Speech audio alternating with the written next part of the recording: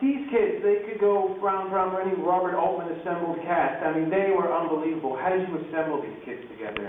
Well, it was a tough casting search. I mean, Jane Jenkins, who I've done virtually every movie with, we just had, hundreds and hundreds of kids come in to meet. We wound up with a couple of kids that had really never acted before. I mean, River Phoenix had very, very little experience at that time. He had done one film, I think. And Jerry O'Connell hadn't done anything. He was 11 years old at the time. He walked into the office, and he was kind of goofy and stuff. Now he's like this stud. He's married to Rebecca Romaine. I don't know how but he walked in, and he kind of was Vern, He never acted before. And then he looks at me, and he says, "Hey, are you that guy on Channel 5? I guess they were showing reruns of All in the Family at that time. Yeah, I guess so. He says, "Yeah, you're that guy." And then he walked out of the room. I said, "Wait a minute, you didn't read anything." He didn't know why he was there or anything, but he had this goofy quality that was perfect for the character. And he had the best instincts, the comic instincts. And it was actually very tough because, like I say, some of them hadn't acted. So what I did before we started shooting, I had them come up to Oregon. We shot this in Oregon. We were based out of Eugene, and I conducted acting classes for about 2 weeks with all of them. We did theater games, we did all kinds of improvisation and so on, and then we approached the script. And by the time we got to shooting, they had become a real unit. And if you remember, I didn't see the scene, but there's one scene where the dog comes and attacks him, and then Teddy gets into a fight with the junk man, and he says, "My dad drove the beach at Normandy," and Teddy is crying. They're walking away from the junkyard, and if you look and see before they stop, the whole thing is one shot, and there's the four of them.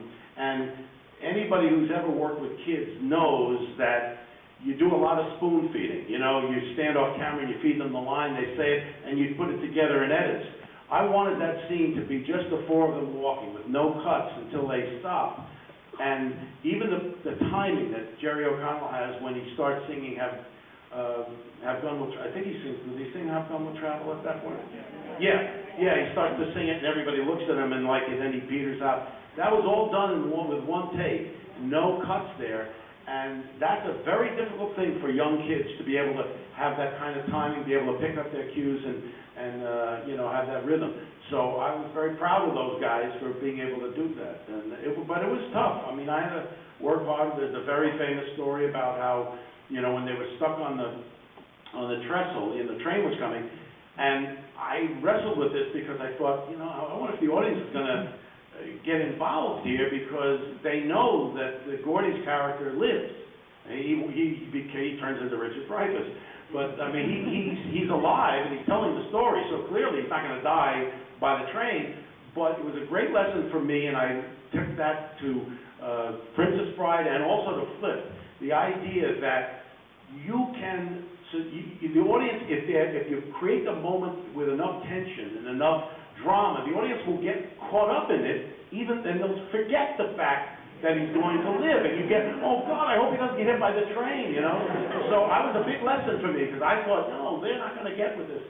And the one moment where the two boys are running, the way we shot it, we used a 600 millimeter lens, and we put the train actually, by the time the boys jumped off the track, the train hadn't even entered the track. It was not even on the trestle yet. It was such a long lens that it foreshortened everything, and it made it look like the train was right on top of them. But the problem was, because the boys didn't feel any danger, there was no imminent danger, they would go, oh, no. No, you got to understand, there's a train that's going to obliterate you. And we tried it again, and we had a long dolly, about 20 yards of dolly track set up, and it was very hot in Oregon, and they were pushing that dolly down the track, one take after the other, and every time, like this. I said, let me just run the train through, and it'll show you the power of this thing. I ran the train through, and I said, see, imagine that is going to hit you. And then we did it again, I said, oh my God, this is like blackmail. And finally I said, okay. I said, this is it. I said, you see these men, these metal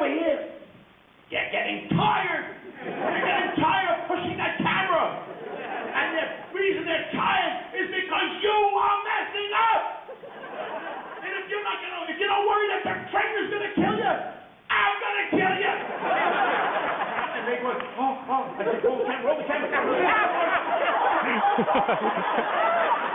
start crying. And then they jumped into my arms off camera. They said, we did it, Rob. We did it. It was great.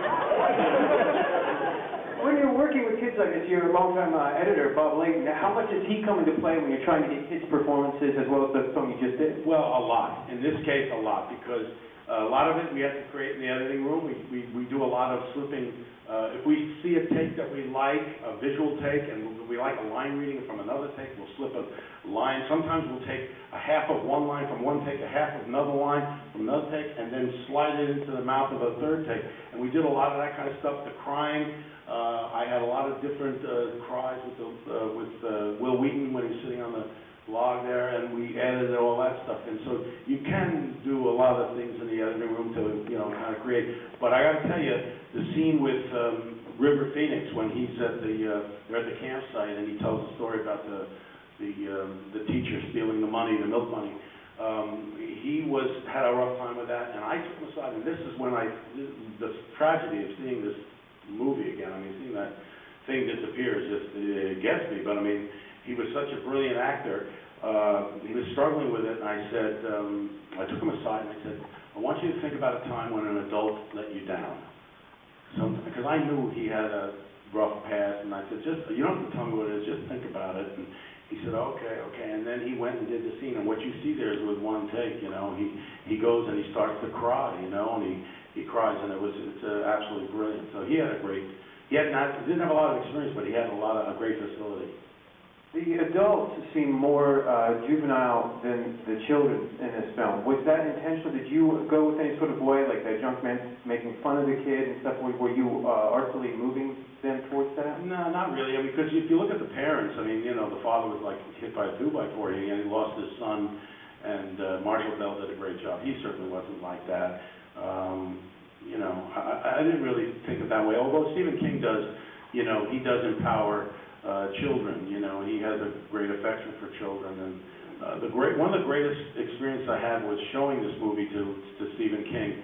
At Castle Rock, we made now probably 7 or 8 movies, with Stephen King, Misery and Dolores Claiborne, and a lot of, good,